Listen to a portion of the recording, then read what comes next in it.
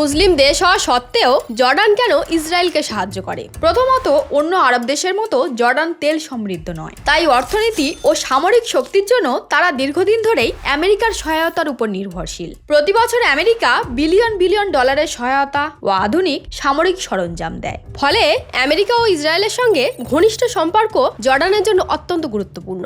1994 সালে জর্ডান ও ইসরায়েলের মধ্যে ঐতিহাসিক ওয়াদি আরাবা শান্তি চুক্তি স্বাক্ষরিত হয়। মিশর ও জর্ডান ছিল প্রথম দিকের আরব দেশ যারা ইসরায়েলকে রাষ্ট্র হিসাবে স্বীকৃতি দেয়। এর ফলে জর্ডান তার সীমান্তে স্থায়ী নিরাপত্তা পায়। পাশাপাশি ইসরায়েল থেকে বিশুদ্ধ জল ও প্রাকৃতিক গ্যাস আমদানি করে, যা দেশটির জন্য অত্যন্ত গুরুত্বপূর্ণ। জর্ডানের ভৌগোলিক অবস্থানও একটি বড় কারণ। দেশটি মধ্যপ্রাচ্যের কেন্দ্রস্থলে অবস্থিত। একদিকে ইসরায়েল ও ফিলিস্তিন, অন্যদিকে সিরিয়া, ইরাক ও সৌদি আরব। এই কারণেই জর্ডান আরব দেশগুলোর পাশাপাশি ইসরায়েল ও আমেরিকার সঙ্গেও সম্পর্ক বজায় রাখে। কারণ জিওপলিটিক্সে ধর্মের চেয়ে দেশের স্বার্থ ও নিরাপত্তাই বেশি গুরুত্বপূর্ণ।